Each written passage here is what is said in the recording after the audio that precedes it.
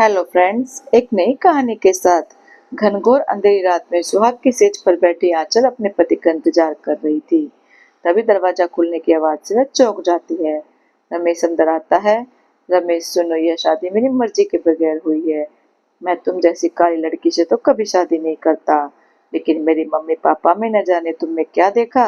यह कमरा मेरा है, तुम बराबर वाले कमरे में चली जाओ, वहीं सो जाना। आंचल के पैरों तले तो जमीन खिसक गई। वह इतने अरमान सजाए बैठी थी, यह सुनते ही उसकी आंखों से आंसू बहने लगे। वह चुपचाप कमरे से बाहर निकलकर दूसरे कमरे की ओर जाने लगी। तभी उसके कानों में ठाकुर की आवाज आने लगी।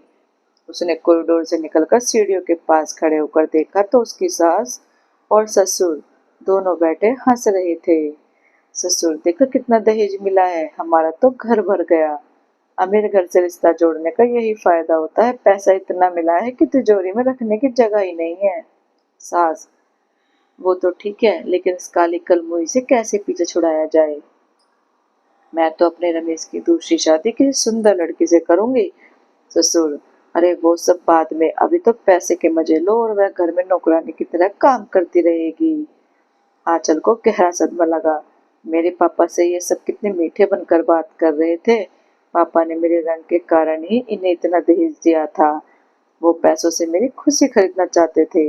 उन्हें पता लगेगा तो न जाने क्या बीतेगी। वहीं दूसरे खाली कमरे पर पड़े पलंग पर बैठी रोती रही।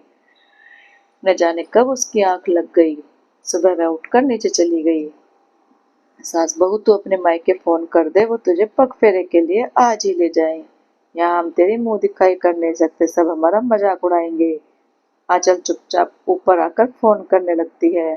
उसके पापा आकर उसे ले जाते हैं। घर जाकर वह किसी से बात नहीं करती। अगर अपने कमरे में जाकर रोती रहती है। शाम को उसकी ससुराल से कोई उसे लेने भी नहीं आता। आंचल को बहुत गुस्सा आता है। वह चुपचाप स्टोर रूम से चूहे मारने की दवा लाकर पी लेती है और अपने कमरे में पहुंच जाती है। कुछ देर बाद वह खड़े होकर इधर उधर देख रही थी। वह अपने आप को बहुत हल्का महसूस कर रही थी। तभी वह देखती है, सामने उसका ही शरीर पड़ा था। वह एक आत्मा बन चुकी थी जिसकी मुक्ति बहुत दूर थी। यह कष्ट तो जिंदा रहने से भी ज्यादा परेशान करने वाला था। वह सीधा अपने ससुराल पहुंच जाती है। वहां उसके सास ससुर रमेश को जेवर और रुपये दिखा रहे थे। रमेश, मुझे आप लोगों पर गुस्सा आ रहा था, लेकिन अब समझ आया आपका ये प्लान था। तभी उन्हें कमरे में जोर से हवा चलने का एहसास होता है। कमरे की सारी खिड़कियां बंद थी। उसी समय सामने दीवार पर लगी घड़ी नीचे गिरकर टूट जाती है। कमरे की लाइट भी धीरे धीरे कम होती जा रही थी। पलंग पर पैसे और जेवर बिखरे पड़े थे। तभी रमेश के मोबाइल पर फोन आता है। उसे सुनकर रमेश के होश उड़ जाते हैं। रमेश, माँ, आंचल के पापा का फोन था। वो बुरी तरह से रो रहे थे। आंचल ने जहर खाकर खुदकुशी कर ली। सास, चलो अच्छा हुआ खुद ही पीछा छूट गया। चल अभी तो वहीं चलते हैं। कुछ दिनों बाद मैं तेरी पसंद की लड़की से शादी करा दूंगी। तीनों दरवाजे की ओर चल देते हैं। लेकिन यह क्या, दरवाजा अपने आप बंद हो जाता है। सास, कौन है? तभी कमरे में अंधेरा सा होने लगता है। कमरे की रोशनी अपने आप कम होने लगती है। ससुर, अरे खिड़की खोलकर किसी को आवाज दो, लगता है बाहर से बंद है दरवाजा। तीनों दरवाजे को धक्का देने लगते हैं। दूसरी ओर पलंग पर पड़े नोटों में आग लग जाती है। पूरा बिस्तर जलने लगता है। जेवर भी उसमें पिघलने लगते हैं। यह देखकर तीनों डर जाते हैं। तीनों एक दूसरे को पकड़कर खिड़कियों की ओर जाने लगते हैं। लेकिन यह क्या, खिड़की भी नहीं खुलती। कमरे में धुआं भरता जा रहा था। सास ससुर का खांस खांस कर बुरा हाल था। रमेश उन्हें नीचे बिठा देता है। वह खुद दरवाजा खोलने की कोशिश करता है।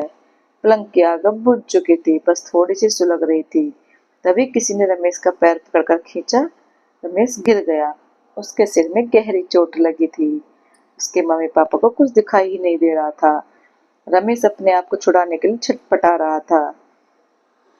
तभी उसने देखा, खिड़की के पास सफेद कपड़े पहने आंचल खड़ी थी। वह जोर जोर से हंस रही थी। आंचल, क्यों, दहेज चाहिए ना, रख लो दहेज। मैं अब तुम्हारे बेटे को साथ लेके जाऊंगी। सास बहू, हमें माफ कर दो, मेरे बेटे को छोड़ दो। आंचल, वो देख, तेरा दहेज जल रहा है। आंचल ने दरवाजा खोला तो बाहर रखा सारा दहेज का सामान जल रहा था। पूरा घर में धुआं भर रहा था। इधर रमेश बेहोश हो चुका था। आंचल उसके सीने पर बैठ उसका गला दबा रही थी। कुछ देर तक रमेश पैर पटकता रहा, फिर वह दम तोड़ देता है। यह सब देखकर रमेश के मम्मी पापा बेहोश हो जाते हैं। जब उन्हें होश आता है तो सामने पुलिस इंस्पेक्टर खड़ा था। इंस्पेक्टर, आप ठीक है? यह सब कैसे हुआ? ससुर, बहू ने मारा मेरे बेटे को, उसे पकड़ो। इंस्पेक्टर, आपकी बहू तो सुबह मर चुकी थी। सास, नहीं, हमारे सामने ही उसने मारा है मेरे रमेश को, उसे मत छोड़ना।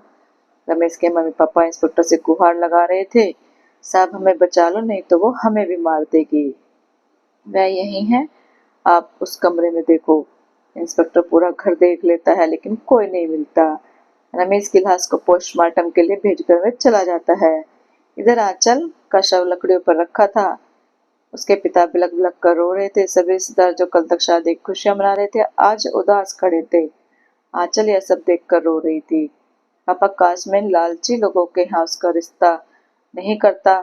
पापा, कम से कम मेरी बेटी तो मेरे घर में तो रहती। अब मैं किसे देखकर जिंदा रहूंगा।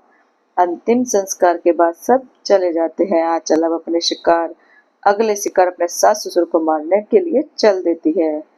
तो दोस्तों, कैसी लगी आपको ये कहानी? अच्छी लगी हो तो प्लीज लाइक, कमेंट और शेयर करना और चैनल को सब्सक्राइब करना। Thank you.